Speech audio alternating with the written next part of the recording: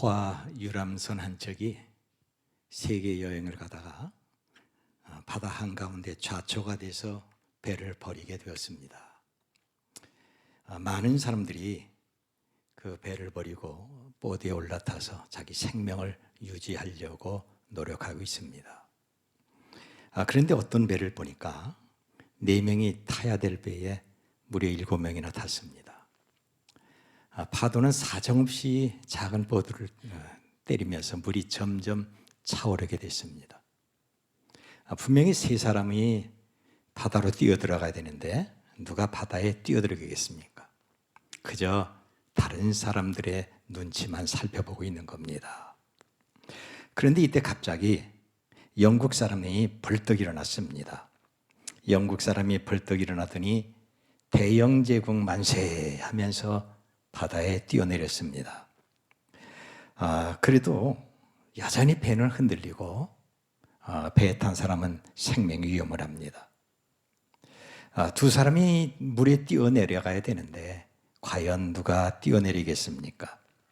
그런데 이때 미국 사람이 슬그머니 일어나서 미 합중국 만세 하면서 바다에 뛰어들었습니다. 사람들은 그것을 보면서 깜짝 놀랐습니다. 아니, 미국 사람도 이런 정신이 있구나. 우리가 이제부터 미국 여행도 많이 하고 그리고 미국에 대해서 얘기할 때 이 사람에 대해서 얘기하자. 그런데 한 사람이 더 내려야 됩니다. 그 배에는 한국 사람, 일본 사람, 중국 사람, 필리핀 사람, 그리고 미얀마 사람이 탔습니다.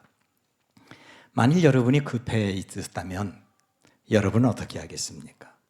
다른 사람을 살리기 위해서 여러분이 바다에 뛰어들어가겠습니까? 아니면 눈치만 보고 있겠습니까? 그런데 이때 한국 사람이 비장한 모습을 가지고 자리에서 벌떡 일어났습니다. 그것을 보고 사람들이 깜짝 놀랐습니다. 아니, 한국 사람이 잘 산다고 하는데 이런 희생정신이 있다. 이제 우리는 살았다. 그런데 자리에 일어난 한국 사람이 2 손을 높이 들면서 대한민국 만세! 대한민국 만세! 오, 필승 코리아! 하면서 옆에 멀쩡하게 앉아있는 일본 사람을 화떠다 밀었습니다. 여러분, 이것이 현대인의 모습입니다. 한번 생각해 보십시오. 내가 살기 위해서 다른 사람을 희생하고 죽기를 바라는 이런 시대에 오늘 우리가 살고 있습니다. 다른 사람은 죽어서라도 나만큼은 살려고 하는 이런 이기적인 시대에 우리가 살고 있다고 하는 겁니다. 그런데 성경은 말하기를 범사에 감사하라. 이것이 그리스도 예수 안에서 너희를 향하신 하나님의 뜻이라고 했습니다. 우리는 하나님의 말씀에 따라 범사에 감사해야 됩니다. 작은 일에도 감사하면 언제나 풍성한 축복의 열매를 맺게 되는 겁니다. 영국의 극작가 그 셰익스피어는 말하기를 바람아 불태면 얼마든지 불어라. 눈보라가 섞어치니 사정도 없지만 감사하지 않는 사람의 마음보다는 모질지 않다 하면서 탄식을 했습니다. 시편 50편 23절을 보니까 감사로 제사를 드리는 자가 나를 영화롭게 하나니 그의 행위를 옳게 하는 자에게 내가 하나님의 구원을 보이리라고 했습니다. 여러분, 하나님은 감사하는 사람을 사랑하지만 감사하지 않는 사람을 멀리 밀어내십니다. 정신병 의사가 1000명을 대상으로 환자 1000명을 대상으로 연구해 보니까 그 가운데 95% 950명이 남을 비난하고 원망하고 시비를 걸고 불평하기를 좋아하는 그런 사람이었습니다. 모였다면 사람을 비난하고 시비를 걸고 좋아하는 그런 사람들에게는 정신병이 생긴다고 하는 겁니다. 반면에 지극히 작은 것 가지고 하나님 앞에 감사하면 모든 인생을 기쁘게 해결할 수 있는 능력이 생깁니다. 우리 그리스도인들은 다른 사람에 비해서 훨씬 더 많은 감사의 조건을 갖고 있습니다. 오늘 본문 13절 보니까 제가 급한 일로 메일을 그냥 보냈기 때문에 데살로니가 후서를 전서로 잘못해서 보냈습니다만 오늘 13절 보니까 이렇게 시작합니다. 주께서 사랑하시는 형제들아, 우리가 항상 너희에 관하여 마땅히 하나님께 감사할 것은, 여러분, 우리가 하나님 앞에 감사하는 것이 너무나도 마땅하다고 하는 겁니다. 여기 마땅히 뭡니까? 아주 당연한 겁니다. 오히려 감사하지 않는 것이 이상하다고 하는 겁니다. 하나님께 우리가 마땅히 감사하는 것은 해도 그만, 안 해도 그만이 아닙니다. 당연히 몸과 마음을 다하여 힘을 다하여 내쏟는 것, 이것이 마땅이라고 하는 겁니다. 자, 그렇다면 사도 바울이 말하는 감사는 어떤 것입니까? 그는 먹고 사는 것에 대해서 감사하지 않았습니다. 이런 것들은 아주 작은 겁니다. 그는 범사에 감사하는 것이 자기를 구원하신 하나님의 놀라운 은혜, 그것을 잊지 않고 지속적으로 감사했다고 하는 겁니다. 우리가 예수님을 구주로 믿어 구원받고 영원한 천국을 소망하는 것은요, 결국 몇 년 더 사는 그런 고작 몇 년 더 사는 인생살이가 아닙니다. 예수님이 가지신 천국의 영원한 생명입니다. 그 생명을 주셨기 때문에 우리가 범사에 감사하는 겁니다. 왜, 어떻게 감사해야 되는가? 오늘 성경은 우리에게 말하고 있습니다. 그렇다면 우리가 감사할 이유가 어떤 것입니까? 여러분은 하나님 앞에 감사의 조건이 과연 어떤 것입니까? 먼저는 구원의 은혜에 감사하셔야 됩니다. 그렇습니다. 예수님이 흘리신 십자가 보혈로 말미암아 우리가 구원을 받았습니다. 저와 여러분의 구원은 돈 주고 산 것도 아니고 어떤 육신적인 노력이 있는 것이 아니라 전폭적인 하나님의 은혜로 이루어졌기 때문에 우리는 감사하는 겁니다. 세상의 물질과 육신적인 것은요, 얼마든지 보고 만지고 쓰고 버리고 망가뜨릴 수가 있습니다. 그러나 하나님의 구원은 즉흥적이고 감정적인 것이 아니라 한번 선택받은 사람은 어떤 일이 있어도 하나님이 내버려 두지 아니하시고 잡아주셔서 확실하다고 하는 것입니다. 13절을 다시 한번 보겠습니다. 우리 13절 한번 띄워주세요. 우리 13절을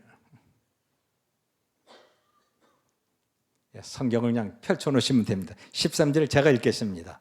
주께서 사랑하시는 형제들아, 우리가 항상 너희에 관하여 마땅히 하나님께 감사할 것은 하나님이 처음부터 너희를 택하사 성령의 거룩하게 하심과 진리를 믿음으로 구원을 받게 하려 하심이니, 그랬습니다.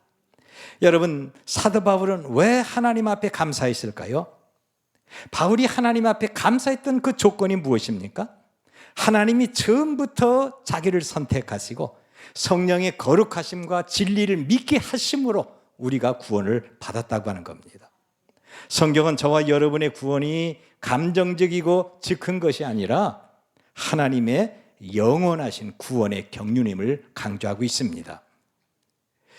고린도전서 2장 7절을 보니까 하나님이 우리의 영광을 위하여 만세전에 미리 정하셨다고 했습니다.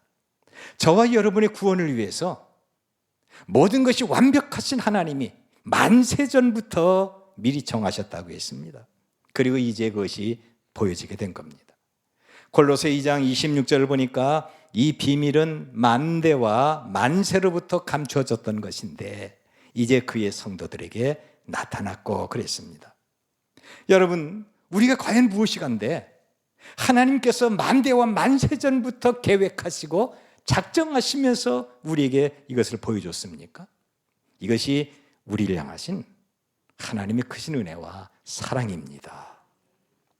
우리는 이것을 놓고 평생을 감사해도 늘 부족합니다. 우리의 감사는 먹고 사니까, 내가 아프다가 병 고침을 받았으니까, 어떤 인생의 문제를 해결했으니까 비로소 하나님 앞에 감사하는 것이 절대로 아닙니다. 나를 구원하신 하나님의 크신 은혜에 감사하는 것입니다.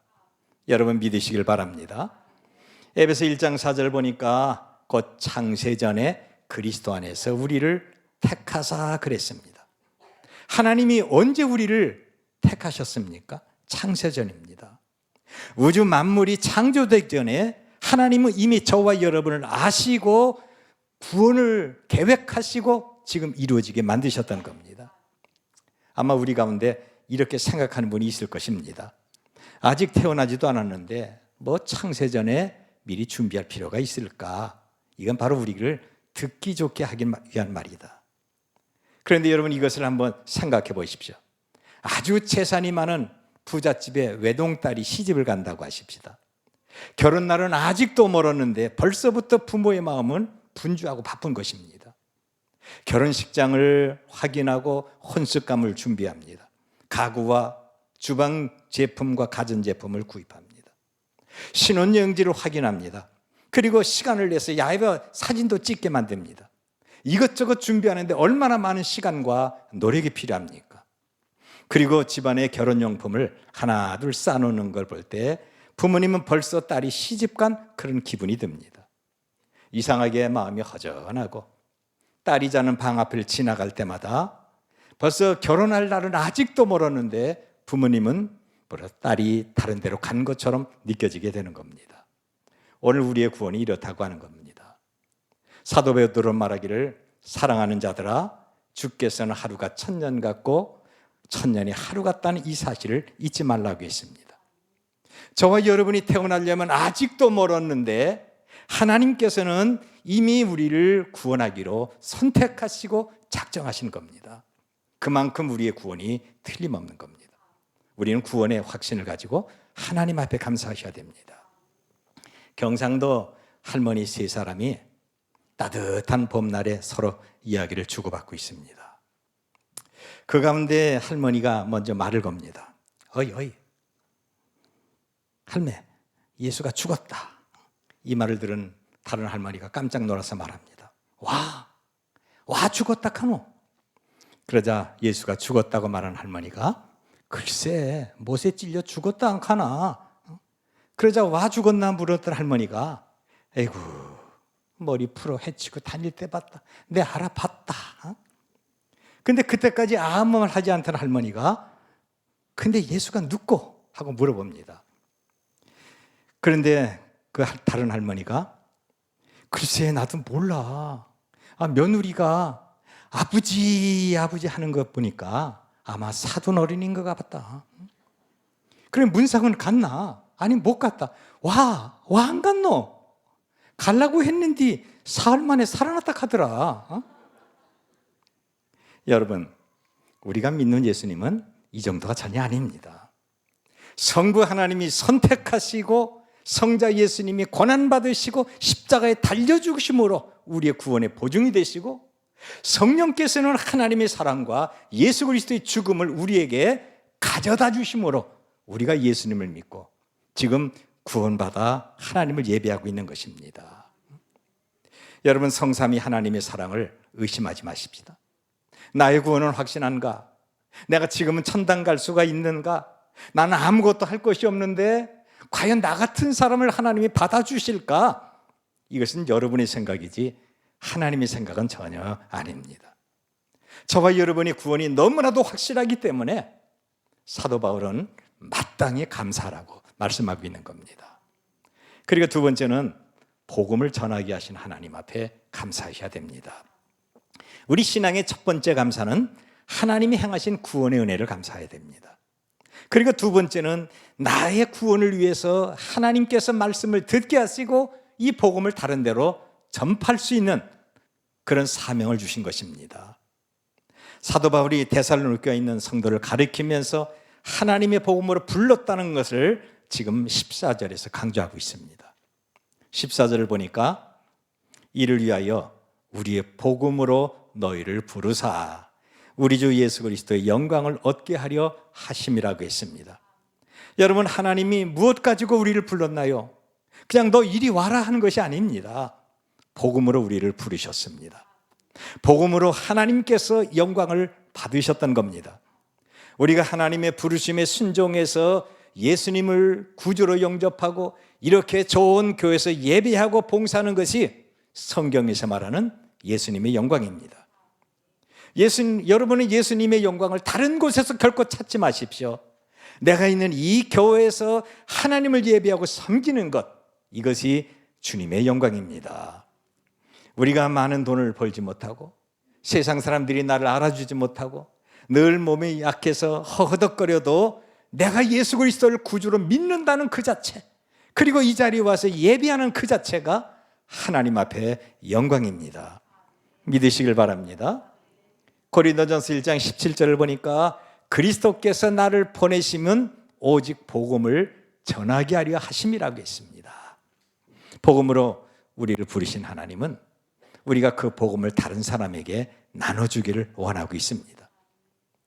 예수님께서 12 제자를 부르신 것은 심심해서 말동무하자고 부르신 것이 아닙니다. 내가 너무 외롭다, 나와 같이 있자, 친구 되자, 그것이 아닙니다.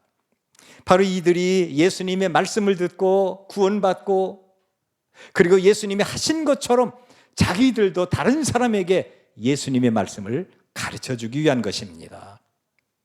예수님이 바울을 부르신 것은 그가 그리스도의 복음을 전하기 위한 것입니다. 그런데 우리는 어떻습니까? 아직도 구원에 확신이 없는 사람들, 그리고 예수 그리스도에 대해서 전혀 관계없는 사람들에게 복음을 전하지 않습니다. 여러분, 복음을 전하는 이 말씀을 무시하면요, 사명 태만죄에 걸리게 됩니다. 우리는 늘 예수님을 말하고 복음을 전하는 것을 부끄러워하고 있습니까? 예수님은 우리의 구원을 위해서 고난받으시고 십자가에 달려 죽으셨어요. 예수님은 옷을 벗기셨습니다. 그럼에도 전혀 부끄러워하지 않았습니다. 왜요? 우리의 구원을 위한 것입니다. 우리 가운데 복음을 전하려고 하는데 가슴이 막 떨리고 두근거립니까? 내가 저 사람에게 좀 전도 좀 하려고 하는데 모른다고 하면 어떻게 될 것인가? 내가 어떤 말로 이 사람에게 복음을 전하지? 그런데 여러분, 아직 일어나지도 않는 일에 대해서 지레 겁먹지 마십시오. 사탄은 일어나지 않는 일에 두려워하고 떨림으로 선한 일을 못하게 가로막는 것입니다. 일어나지 않는 일, 그것 가지고 걱정하는 그리스도인들이 태반입니다. 뭐만 어떠지? 망신당하면 어떠지? 거절당하면 어떠지? 이것 때문에 싸움 벌어지면 어떻게 하지? 여러분, 구원은 내가 하는 것이 아닙니다. 나는 예수님을 말하면 그 다음부터는 하나님의 성령께서 책임을 지시는 겁니다.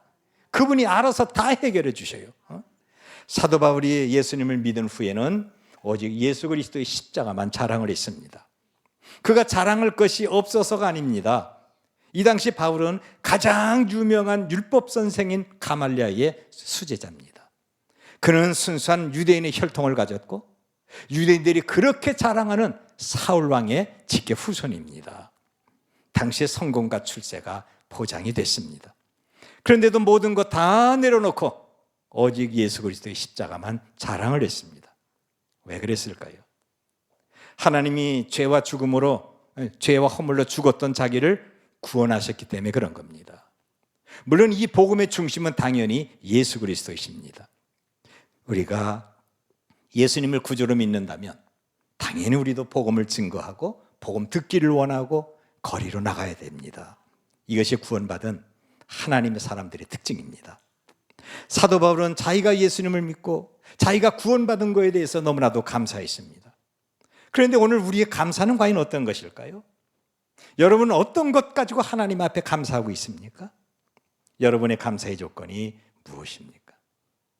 로마서 8장 16절과 17절을 보니까 성령이 친히 우리 영과 더불어 하나님의 자녀인 것을 증언하시나니 자녀이면 또한 후사 하나님이 상속자여 그리스도와 함께한 상속자라고 있습니다.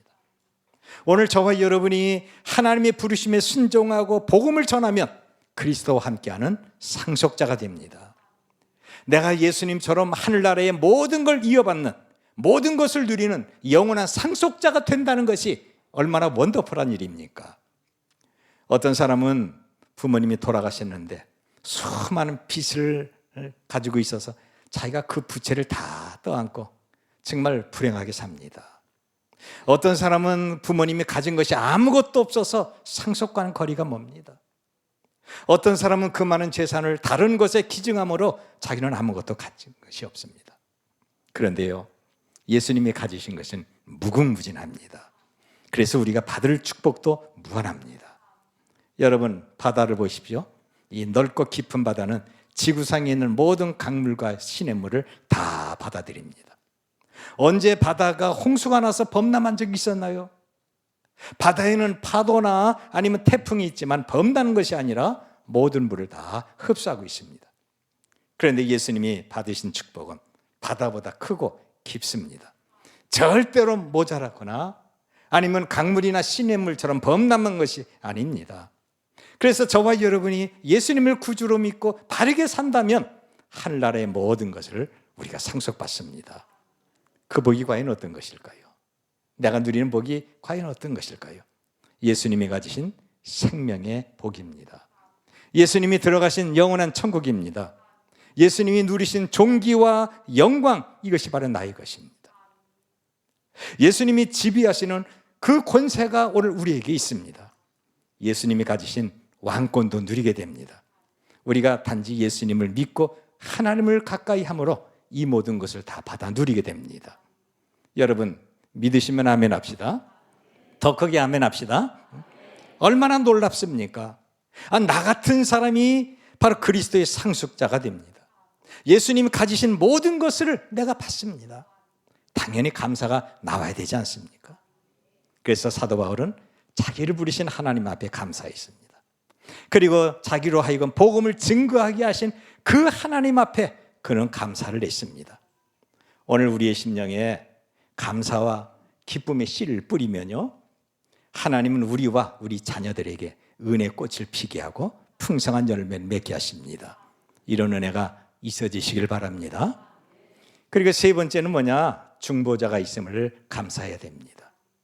오늘 우리의 감사는 과연 어떤 것일까요? 나를 구원하신 하나님 은혜에 감사하는 겁니다. 나 같은 죄인에게 바로 생명을 구원할 복음을 듣고 전하게 하신 하나님 앞에 감사해야 됩니다. 그뿐 아니라 나를 하나님 앞에 이끌어 주시고 중보하시면서 기도하시는 예수님께 감사하셔야 됩니다. 여러분, 바로 나를 하나님과 연결시킨 분이 누구십니까? 예수님이십니다. 죽음에서 부활하시고 다시 살아나신 예수님이십니다. 그분이 우리에게 영원한 중보자가 됩니다. 바로 그분이 우리를 위해서 기도와 축복과 용서와 은혜의 다리를 놓는 절대적인 그런 중보자입니다. 이제 사도 바울은 하나님 앞에 선택받은 우리를 위하여 항상 중보하시는 어떤 한 분을 소개합니다. 16절을 한번 보겠습니다. 우리 16절을 다 같이 한번 읽겠습니다. 우리 주 예수 그리스도와 우리를 사랑하시고 영원한 위로와 좋은 소망을 은혜로 주신 아버지 하나님. 사람의 사랑은 수시로 변하고 영원한 것이 아닙니다. 여러분, 부부가 사랑한다고 말하지만 얼마나 많은 충돌과 갈등과 대립이 있습니까? 심지어는 나가 죽어라, 꼴도 보기 싫다 하면서 폭언과 폭행하는 그런 사람도 있습니다. 지금 우리 한국에서 결혼한 사람들이요, 3분의 1이 바로 이혼을 한 사람들입니다. 3분의 1. 놀라지도 않네요, 여기. 그리고 나머지 3분의 2는요, 앞으로 심각하게 살 거냐 말 거냐 이혼하는 사람들이 있습니다. 얼마나 놀랍습니까? 나만큼은 절대로 변하지 않고 당신을 사랑한다고 말하지만 마음에 맞지 않아서 이혼을 하고, 이혼을 해보니까 성격 차이라고 갈라집니다. 상대가 무능력하다고 이혼하고, 가정적이 아니라고 이혼을 하고, 돈 벌지 못한다고 이혼을 하고, 살다 보니까 별 볼 일 없다고 이혼을 합니다. 여러분, 이것이 우리 한국의 이혼 실태입니다. 사람의 사랑은 환경 따라, 감정 따라 얼마든지 변할 수가 있습니다. 사람의 사랑은 결코 지속적인 것이 아닙니다. 그런데 저와 여러분을 변함없이 영원히 사랑하시는 분이 있습니다. 그분은 우리가 어디에 있든지 내가 무엇을 하든지 떠나지 아니하시고, 나의 허물과 실수가 많아도 변하지 않고 우리를 사랑하시는 한 분, 누구십니까? 예수 그리스도이십니다. 그분이 중보자십니다. 그렇다면 바로 하나님은 우리를 얼마나 사랑하시나요? 성경은 그 크신 사랑을 표현할 길이 없어서 다만 이처럼 사랑하셨다라고 합니다. 하나님이 세상을 이처럼 사랑하사 독생자를 주셨으니 그를 믿는 자마다 멸망하지 않고 영생을 얻게 하려 하심이라. 여기 이처럼이 과연 어느 정도일까요? 말로 표현할 수가 없습니다. 글로 쓸 수가 없습니다. 이것이 바로 우리를 사랑하시는 하나님의 크신 사랑입니다. 예수님은 우리를 사랑하사 십자가에 달려 죽으셨습니다. 믿으시면 아멘 합시다. 여기 남편 되신 분들, 허물과 실수가 많은 아내를 위해서 죽어줄 수가 있습니까? 지금까지 아내와 사는 것도 지겨운데 어떻게 아내와 함께 살 수가 있습니까? 그런데 여기 아내 되신 분들, 늙어서 잔소리만 하고 소리만 꽥꽥 지르는 남편이 부담스러운데 그를 위해서 대신 죽어줄 수가 있습니까? 남편이 완벽해도 죽어줄 수가 없는데 허물과 실수가 많은 남편을 위해서 어떻게 대신 죽습니까?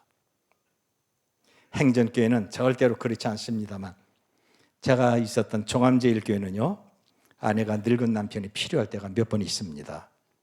아내가 밤늦게 쓰레기를 버려야 되는데 자기는 귀찮으니까 남편을 깨워서, 잠자는 남편을 깨워서 쓰레기 버리라고 합니다. 아니 여보, 날 밝으면 버릴게.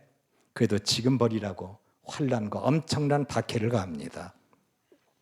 아니면 밤중에 이 등이 가려운데 손이 닿지 않으니까 자기는 남편을 불러다가 등 긁어줄 달라고 합니다. 그것도 아니면 자기도 먹기 싫은 음식이 남아서 버리려고 하는데 그게 아까우니까 남편 불러다가 억지로 다 먹이게 합니다. 여보, 나 배불러, 나중에 먹을게 해도 안 돼, 지금 먹어야 돼. 안 먹어? 정말 죽을래? 환난과 핍박을 가합니다. 그 애는 별로 필요지도 않아요. 당연히 행정교회는 아닙니다만 우리 종암제일교회가 그러더라고요. 자, 그런데 어떻게 남편과 아내를 위해서 대신 죽어줄 수가 있습니까? 제가 여러분들에게 여러분은 아내를 사랑합니까? 남편을 사랑합니까? 라고 물어본다면 당연히 그렇다고 할 것입니다. 자, 그렇다면 사랑하는 남편과 아내를 위해서 대신 죽어줄 수 있습니까? 라고 한다면 말은 그렇다 할지라도 속으로는 골비워. 하나님은 여러분을 이처럼 사랑하십니다. 예수님은 여러분을 이처럼 사랑하셔서 십자가에 달려 죽으셨어요. 여러분, 남편에게 사랑받지 못합니까? 여러분의 아내가 아내에게 무시를 당합니까? 부모의 사랑을 받지 못하고 오히려 구박을 받아 슬퍼하는 자녀가 있을 것입니다. 자식도 몰라주고 사람과 사람 사이에서 미움과 눈치를 받는다 할지라도, 그래서 기가 죽어 있다 할지라도 하나님은 저와 여러분을 이처럼 사랑하십니다. 우리를 위하여 십자가에 죽으시고 부활하신 그 예수님은 우리를 미워하거나 밀쳐버리지 아니하시고 중보자로서 여전히 사랑하고 있습니다. 여러분, 오늘 우리의 감사는요, 단순히 먹고 사는 거, 아니면 건강하고 아프지 않는 거, 어떤 고민거리가 해결되고 기도가 응답받은 거, 그것만 가지고 감사하는 것이 아닙니다. 나를 하나님 앞에 올라갈 수 있도록 다리를 놓으신 예수님이 계심을 우리가 감사해야 됩니다. 그러면 하나님이 우리 인생의 모든 것을 다 해결하십니다. 그런데 예수님은 하나님과 우리 사이의 중보자입니다. 지금도 영원한 하늘 보좌에서 우리를 위해서 기도하고 있습니다. 그런데 그 예수님은 우리가 볼 수가 없어요. 그런데 볼 수 없는 예수님 외에 볼 수 있는, 언제든지 만질 수 있는 중보자가 또 있습니다. 그분이 누굴까요? 여러분을 위해서 기도하고 말씀을 증거하는 목사입니다. 물론 세상에 빠지고 육신의 향락에 빠지고 돈을 밝히는 잘못된 목사들도 있습니다만 참된 중보자로서의 목사에게는 늘 말씀과 기도가 있습니다. 그래서 여러분은 목사에게 다른 어떤 것을 구하면 안 됩니다. 저희 종암제일교회에서는 기도하는 교우들이 정말 많이 있습니다만, 그런데 실제적으로 저처럼 많이 기도했던 그런 교훈이 없습니다. 목사에게 신방이나 설교나 기도, 이것이 다 필요하지 않습니까? 그런데 어떤 것이 정말 힘듭니까? 기도하기가 제일 힘들어요. 그런데 여러분들은 너무 쉽게 부탁합니다. 기도 좀 해주세요. 뭐 좀 해주세요. 그리고 자기는 또 안 해. 부탁한 것도 잊어버려. 여러분, 기도는요, 온몸의 진액을 다 뽑는 겁니다. 기도뿐 아니라 한국의 목사는요, 너무 많은 설교 가지고 영과 시간이 없어서 깊이가 없어요. 그래서 그 설교 때문에 인생을 빨리 늙게 하고 병들게 합니다. 오늘에 이르기까지 한인규 목사님과 사모님의 중보적 기도와 축복으로 행전교회가 이렇게 평화스럽게 부흥하고 성장한 것입니다. 목사에게 신방과 설교와 기도, 그것이 여러분을 영원하신 주님 앞에 이끌어가는 하나의 중보자적인 사역입니다.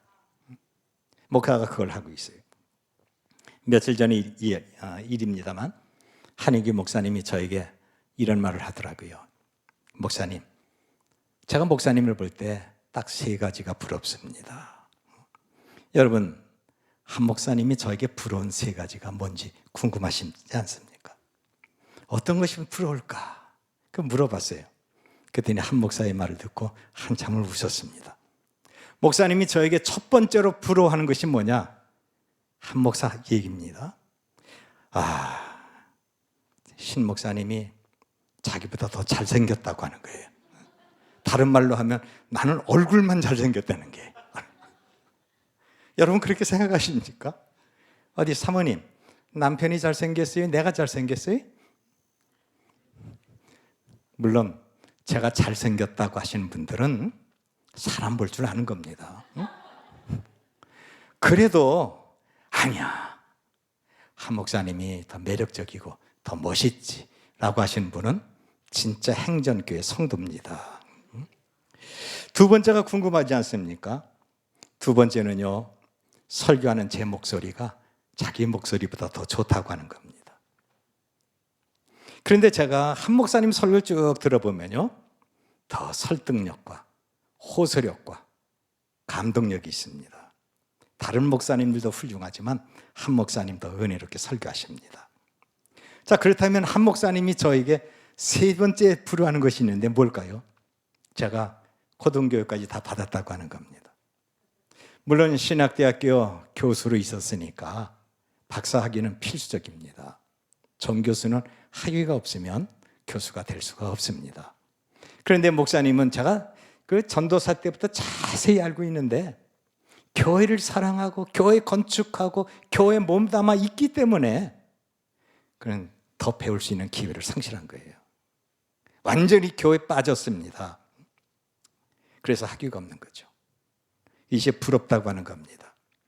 임준현 목사는요, 제가 가르쳤던 제자입니다.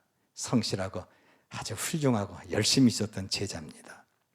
그러면서 한 목사님은 그 외에 부러운 것이 아무것도 없다고 하는 거예요. 하나도 없다는 거죠. 이 말은 뭐냐?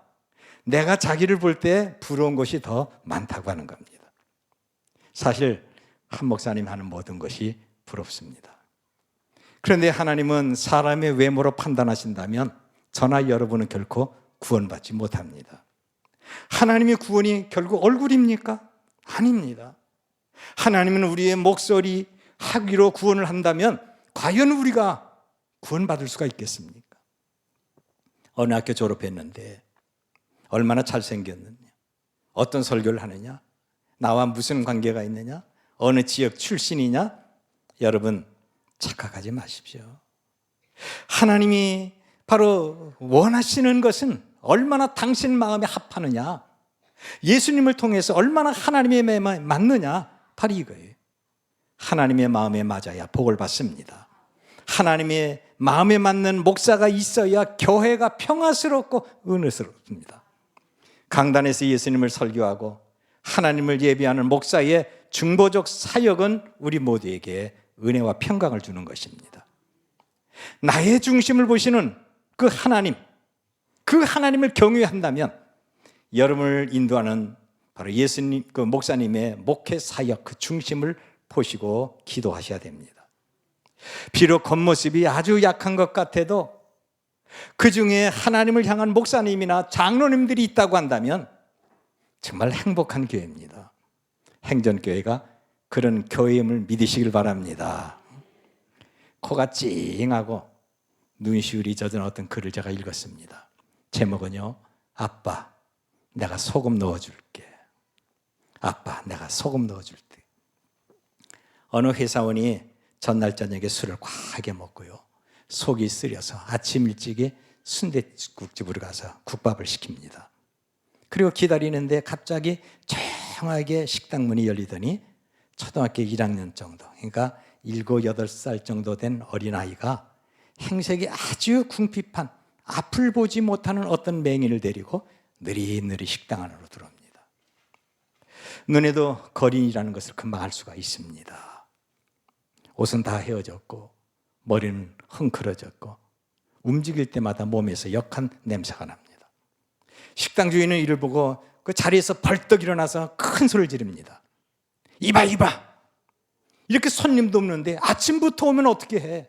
다음에 와, 다음에 동냥해 줄게.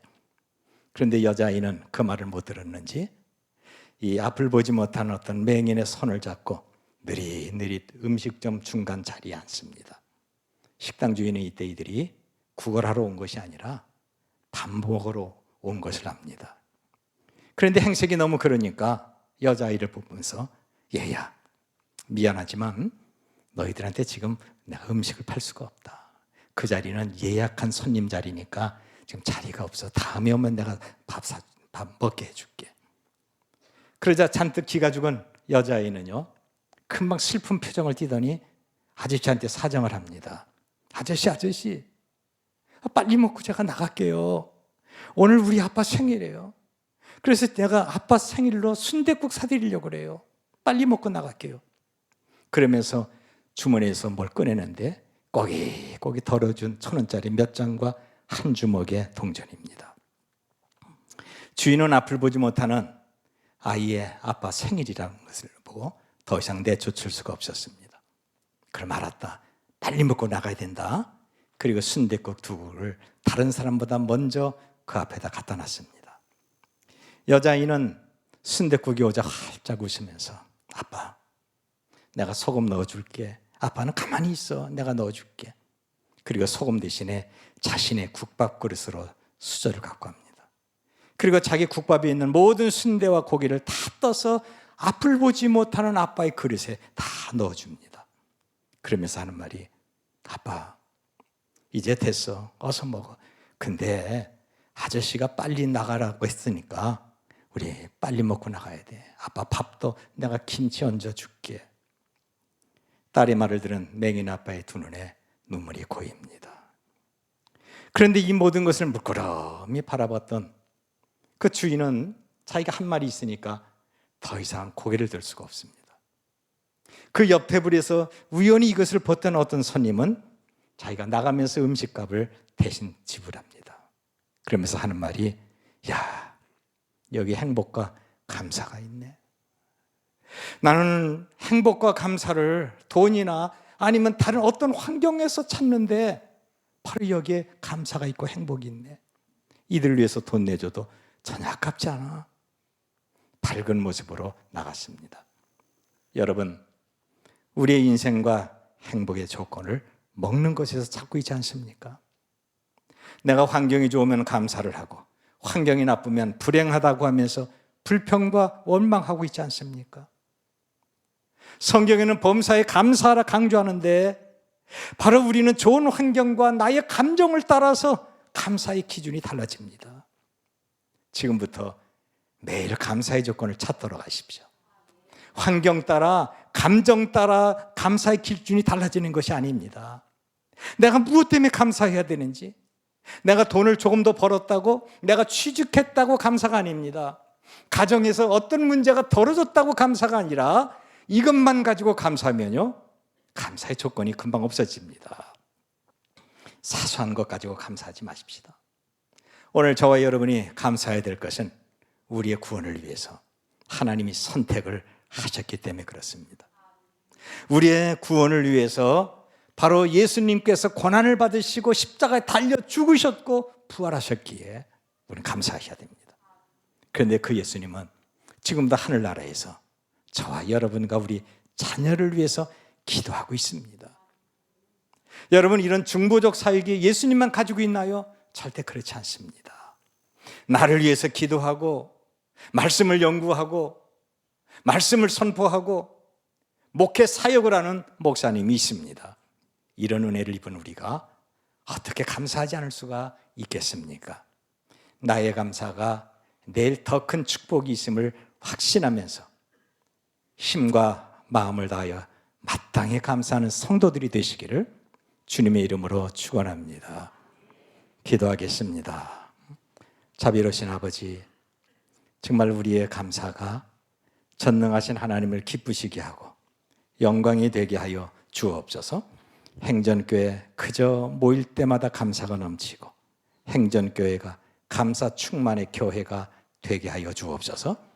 우리 모두에게, 그리고 행전교회 건물을 보거나 십자가를 바라보는 사람들마다 구원을 받아 하나님의 앞에 가까이 나가게 하시고 예배하고 섬기는 자들이 이 교회에 가득할 수 있도록 아버지 복을 베풀어 주옵소서.